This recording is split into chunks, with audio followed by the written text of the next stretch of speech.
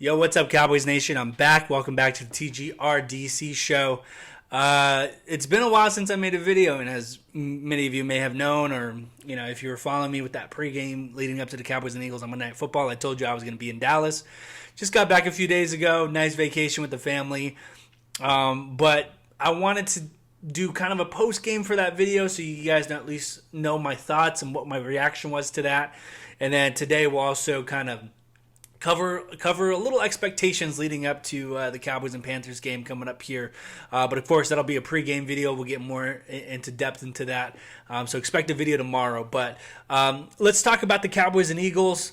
Great win. When you talk about winning in the NFL, anytime that you can have all three phases of the game work together, that's a complete team win. And that's what we saw Monday Night Football. Now, I said that we should win this game. If we are the team that many of us had believed they are, and if we're the team that they believe that they are, this is a game that we should win. And I said this, that we're the most talented group in the NFC East. And so when you come into this game, we had to prove that. We had to prove that we were the most talented. And we did. I mean, everything was clicking across the board, not just with the talent on the field, but with the coaching staff. The coaching staff put together a great game. Now, I will say this. I think maybe we should have won by a little bit more, but I don't want to get too picky because a 41-21 win is excellent, especially in prime time, Monday Night Football against a division rival. Against a division rival that is probably the next in competition to grab the NFC East. But great game. Like I said, I love that our defense is taking the ball away. I really can't wait to see this defense in full force when we have DeMarcus Lawrence back. Because before we saw Michael Parsons do what he could have done, because he wasn't really into a lot of the scheme against the Buccaneers. But before that, we saw that DeMarcus Lawrence was probably our best player on defense. But since then, we've seen the talent of Trayvon Diggs. We've seen the talent of Micah Parsons being put in the blitzing position. I mean, everything's just clicking really well right now. And they've done something that has proven me wrong. And that's, I didn't believe that the depth or the draft picks that we had invested in could have carried this team. But the past 2 weeks, they've done something very special, which is they've been able to play as a team. And they've been able to put on a winning effort, which is incredible. You love to see that from your team, that if the starter goes down, then we have depth and we have young guys. And that's the most exciting part about it, is that even if our starters go down, we have depth to cover it, but also that they're young, that because we know we have them for a while. And so a lot of exciting things to start the season. I'm loving what we're seeing. Now, let's kind of break down the game a little bit specifically. Like I said, we were supposed to win this game, and I love how we did it in a lot of ways. And I think this is what's really unique about this team, and I think we're going to see it here in Carolina, is this team can beat you a couple different ways. They can beat you, honestly, I still believe that they can beat you just with Zeke. If they gave Zeke the ball 25 times, we could beat you that way. Just by controlling it, running Zeke down your throat, we could win the game. We can also beat you with the dual running attack, where we give half the carries to Zeke and the half carries to Tony Pollard. And that's kind of been the winning formula back-to-back weeks. Now, for whatever reason, you've got us there, we can pass against you because we have Dak Prescott, and he's playing the best football he has ever played in his entire career. Just think about that. Dak is playing his best football of his entire career, and it is super exciting to see.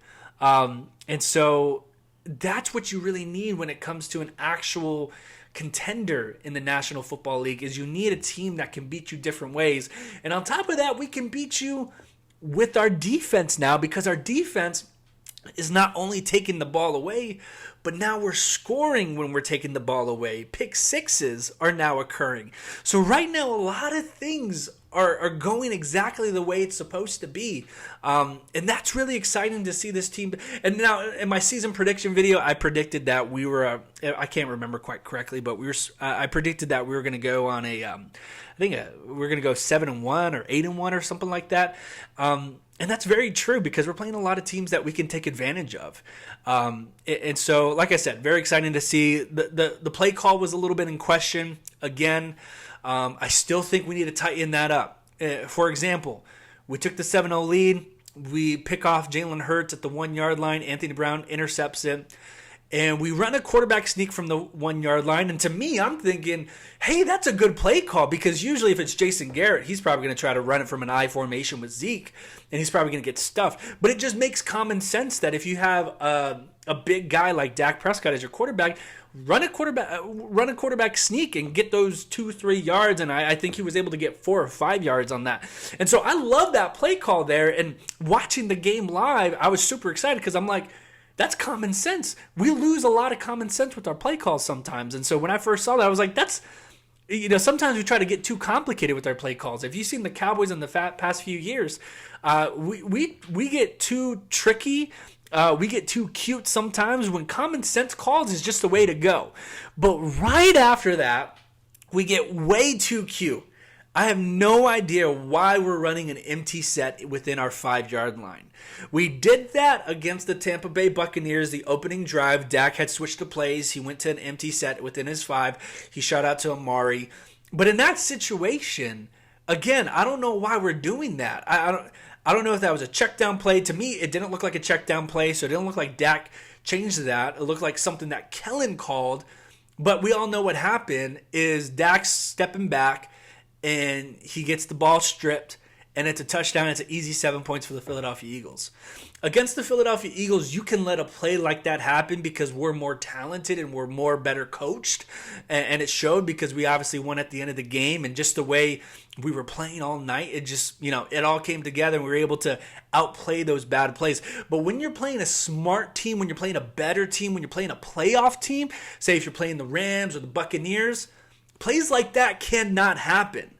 And the Cowboys need to understand that we need to tighten those screws, because right now, yes, we're in contention. We're in contention as one of the better teams in the NFC at the moment. I don't think we're as good as the Rams or the Buccaneers, but we're in there. If we can win another game, say for example, if we beat the undefeated Panthers, which won't be as hard as you think it is, and I'll get that into my pregame, then we should be in that conversation. But you got to think about this play call going down the road.